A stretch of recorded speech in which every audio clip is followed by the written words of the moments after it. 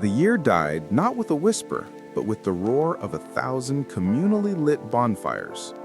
In the heart of ancient Celtic Ireland, around 2,000 years ago, the final eve of the harvest was more than just a calendar change. It was Samhain, the night the old year gave way to the darkest half.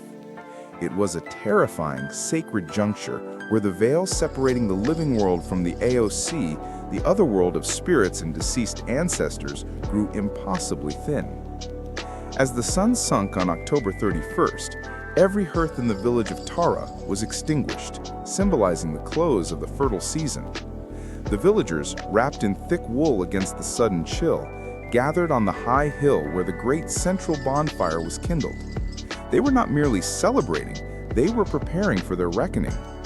This was the night the souls of those who had died that year completed their journey, and the mischievous, unpredictable fairies of the mounds were free to roam the land, pulling pranks and demanding tribute. To survive the chaos, a strict set of rituals was followed. The bones of the slaughtered livestock, prepared for the coming winter, were cast into the blazing pyre, a form of sacrifice and thanks to the unseen forces. New fires were then lit from the central flame, a symbolic purification and renewal for the months of cold ahead. At home, a special dinner was prepared, a quiet feast where an extra seat was always left open at the table. This place was for the ancestors, an offering of hospitality to the returning dead, hoping their presence would bring protection, not blight. The air was heavy with smoke and dread. If a traveler was caught outside, they might encounter a spirit. They might also disguise themselves in crude skins and masks to confuse any malevolent entity that sought to recognize them.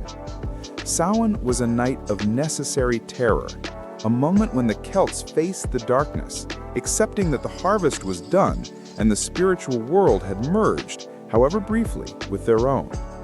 Their survival depended on respecting the night, a deep, fearful respect that would echo across centuries to become the modern holiday we know today.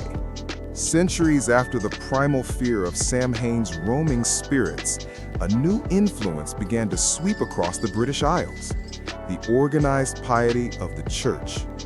Rather than eradicate the deep-rooted autumn festival, an impossible task given its popularity, church leaders opted for a shrewd transformation. In the 8th century, Pope Gregory III moved the date of All Saints' Day, a commemoration of all known and unknown Christian saints, from the spring to November 1st.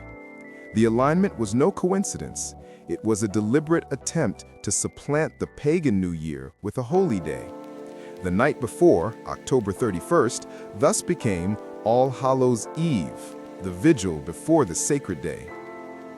This Christian reframing gave rise to a new charitable custom centered around All Souls' Day on November 2nd, a time dedicated to praying for all the faithful departed. It was then that the practice of souling took hold. Groups of the poor, often children, would travel from door to door, not demanding tribute from spirits, but requesting a small baked treat known as a soul cake. These cakes, small, round, and often marked with a cross, were a form of charitable alms. In return for the cake, the soulers would offer a prayer for the souls of the household's deceased relatives, helping them transition out of purgatory. The older traditions, however, were not entirely suppressed. The villagers still needed protection on that frightening night. The crude disguises of Samhain evolved into more elaborate, if still simple, costumes worn by the soulers. Some did it for warmth, others to embody the saints, but many still wore masks, driven by the lingering ancestral belief that a concealed face could fool any passing spirit or fairy intent on mischief. The Christian reverence for the dead and the pagan fear of the night had merged, resulting in a unique set of customs that softened the terrifying nature of Samhain into a tradition of communal prayer and charity, laying the groundwork for the future holiday. The ancient Celtic fire, dimmed by the passage of time and Christian doctrine, was rekindled with new intensity on the shores of North America.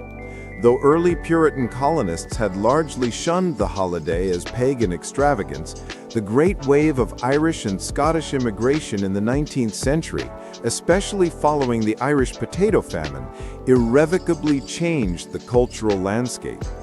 These immigrants brought their traditions of souling, guising, wearing masks, and fortune-telling games, blending them with existing American harvest festivals.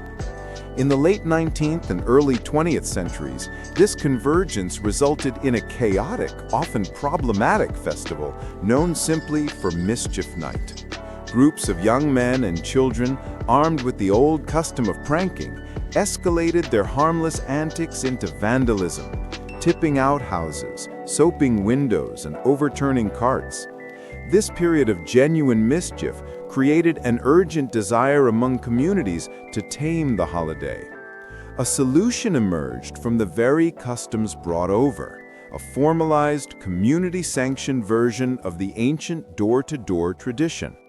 By the 1930s, the phrase trick or treat began to appear, a playful, monetized threat that channeled youthful energy into a safe, supervised exchange. Homeowners were encouraged to give a treat, often nuts, fruit, or small toys before the age of mass-produced candy, to avoid a trick, transforming a night of anarchy into a family-friendly ritual. Post-World War II prosperity and the rise of suburbia cemented the transformation. Candy companies seized the opportunity, and with the invention of individually wrapped sweets, the holiday became the commercial spectacle of costumed children and glowing jack-o'-lanterns, now carved from native pumpkins instead of turnips, that Americans cherish today. Samhain's ancient fear of wandering spirits had finally been fully domesticated into a night of sweet, spooky fun.